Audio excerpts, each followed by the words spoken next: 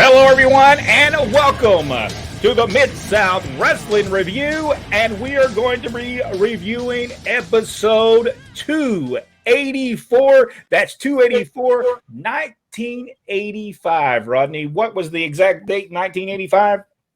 It was sometime in 1985, because I don't have that date down. I have it.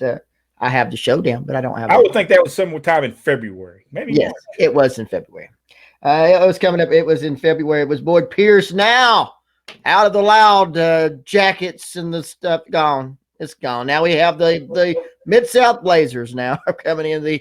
We're getting like everybody else. We're going to have the Blazers now with what, Brent? I don't think I said nothing, but okay. Well, you shake your head anyway. So it was Boyd Pierce. Oh, we're hearing you or something for some reason. Yeah, you're getting some feedback somewhere. Okay, well, let me turn me down. Okay, we'll see if I can turn me down, and maybe that'll do it. Then I won't be able to hear you. But anyway, so is that stopped? Yes. Yeah. Okay, so I've turned it down a little bit. So we start off the program with Bill Watts and Boyd Pierce. Of course, Bill talks about the new Blazers on the Mid-South Wrestling now. Then we go to a video of the Dirty White Boys, which we had seen before. And then, of course, they were in their first match, the Dirty White Boys, Tony Anthony and Lynn Denton against Shawn Michaels and Tim Horner. What did you think about this one, Brett? Oh, I thought it was tremendous. You know what I liked? You know what I liked about Tony and Lynn in this match is they reminded me a little bit of Ole and Gene Anderson. They actually did the thing that Ole and Gene Anderson does when they rammed Tim Horner's head into Tony Anthony. Thought it was a great touch. Exactly, Jack. Yeah, it was a great match. Poor Shawn Michaels. I'm surprised he didn't quit after because he was not given the time of day in this match. But it was really good match. No, and it was the Dirty White Boys, of course, over. And that they had the double Russian foot sweep or leg sweep, whichever you prefer. And then it was the fall-away slam with Lynn Denton on Shawn Michaels, and it was over 1, 2, 3. The Dirty White Boys win. And I'm with you on that, and I believe that was purposely done. That Anderson, I think that was purposely done, and I think everybody picked up on that one. Then we had an interview with Jim Ross and Steve Williams. Now, Mr. Williams, after being injured, the hands of Jim dug in his forearm. Now he's got to have an arm pad. He's got to have a forearm pad now to be able to protect that injury. Jim Ross, who, of course, is an expert of all pads, apparently, gave his approval for this. I don't know if you caught that. Bill Watts did say that. So now Jim Ross did approve wearing this apparatus. I can just say this.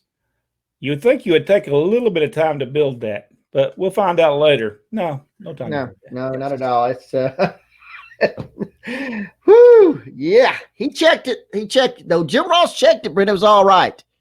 It would have been all right even if Bill Watts checked it because, hey, that's his boy. Well, he could do whatever he wants. I think that pad was authentic because it didn't look like it had been washed since he played football in it.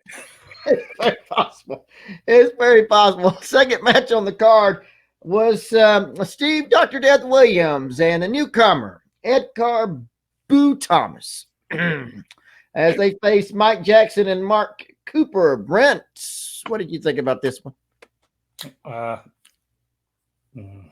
I'm not even going to think. Okay, Jack, he doesn't have anything. What do you think on that? Edgar Boo Thomas, horrible nickname, by the way, because the crowd was certainly booing. It was a great amateur wrestler. His career lasted about a year or so. Mostly he was there in Mid-South. He did go to Central States, and then he hung it up because he couldn't get over.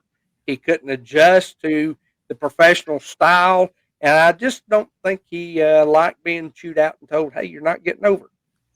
Yeah. Bill Watts talked about his football career and his tough man contest. Right. But Ed Carr was, no doubt, not just boo, a boo-boo. Yeah. Yeah, he was a boo-boo. In the end, it's Steve Williams catching him, Mr. Cooper, with the Oklahoma Stampede, and it's all over for Mike Jackson and Mark Cooper. Then we have the best dressed man contest in Mid-South. with Ted DiBiase and Jim Duggan. Jack, what did you think about this? I'm going to be honest. I think Ted got ripped off because he did look so much better. And for this time of year, he was, black was in style. Yes. So. Yes. Brent? I didn't like it then, and I didn't like it now. Well, okay. I wouldn't Made no sense. the spot. Made no sense, and I don't like what's coming up as well. It just I didn't like it. Well, all right, and of course, I believe that I'm not sure that election might have been rigged. Anyway, so that would be Unheard of. that situation. There was no surprise. Jim Duggan won the best dress because DiBiase challenged him to another one. He wants to have Machine in to be able to register the cheers of the people for next week's program. And I like the idea that they had the ball bat out there, and of course they took it away from him after they found out that Duggan did not have a concealed weapon in that one. So next week, as DiBiase said, it's Jim Duggan, the baboon in the suit, and a rematch next week on Mid-South Wrestling. And this time it's going to be electronically monitored to make sure that we had the accurate response of the crowd for the best dressed man in Mid-South contest. Okay. So This has nothing to do with actual current events. That's right. That's right. And that's number 2. It's the Ugandan giant warrior / savage, whatever they call him this week. It's Kamala against Hacksaw Butch Reed. And this time, Butch Reed has face paint on. And I'm not going to say what Bill Watts said in it, Brent, so I'll let it go to you. Go ahead. I watched this match, Yes. but I'm going to be honest with you. I just watched it maybe 3 nights ago, and I don't remember what happened in it. That's what that is the most. And I'm not trying to say nothing bad about it. I'm just saying I don't remember what happened in this match. Honestly, that's because in all reality, nothing did happen.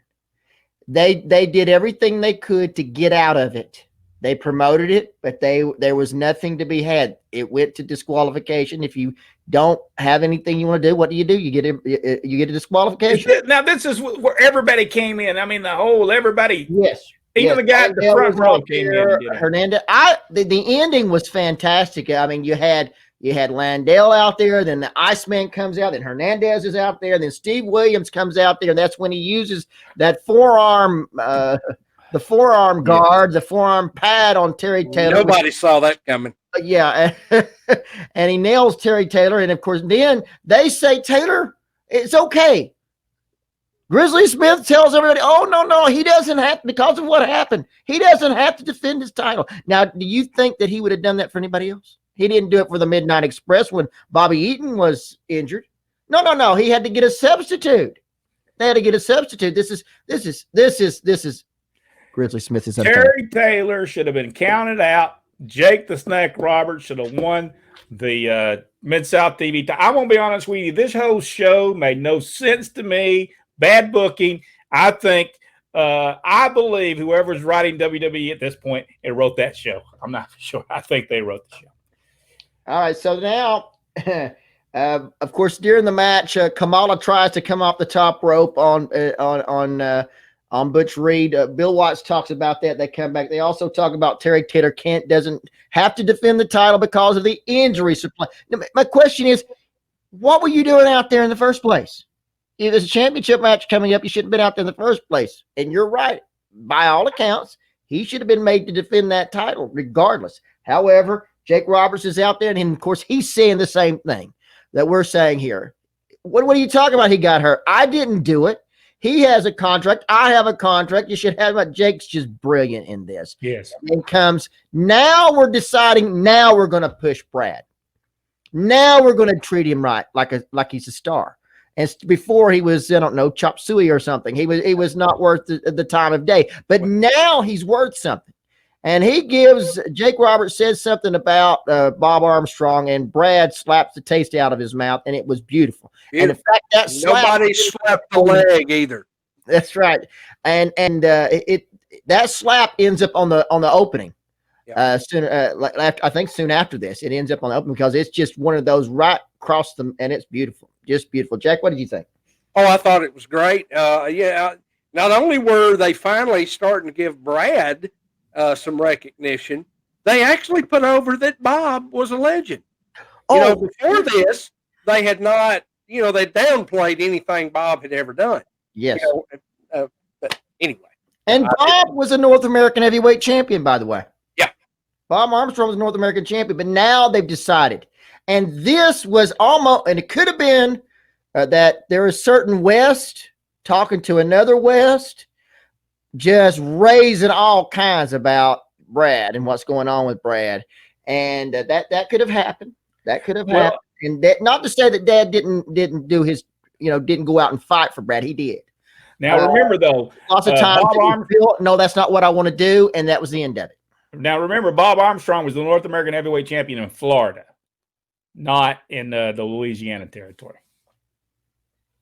That doesn't make any difference. He was a North American champion. I don't care where it was at. He was. Well, I just thought I'd tell you though, it wasn't in that territory. Well, I'm just saying he was not. Well, Bill Watts was a North American champion in Florida. Was it not the same lineage though, title? That I'm not sure of. There were several. We'll have to check on that. That's a good question. Anyway, like I said, Jake backs out after Brad slaps him. Jake Roberts backs out. Beautiful, just beautiful. Jake was absolutely perfect, and I think a match that really just was fantastic. The Guerreros Mid-South Tag Team Championship on the line. It's the Guerreros, Chavo and Hector against the Rock and Roll Express. 2 referees for this match. I just thought that was just an awesome match. Jack, what did you think? Well, I have been very critical of the Guerreros up to this point.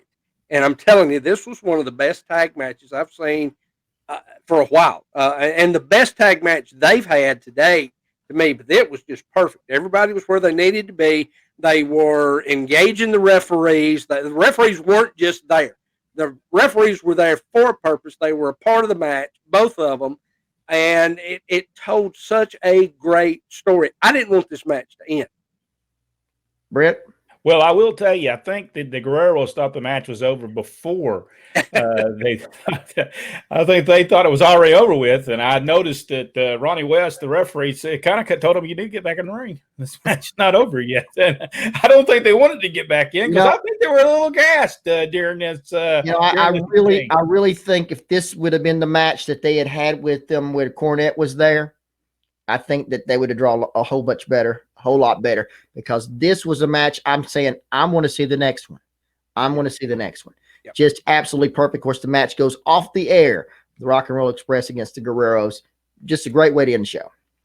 By the way, good booking in that tag match, the way they used the 2 referees. I thought that was just tremendous.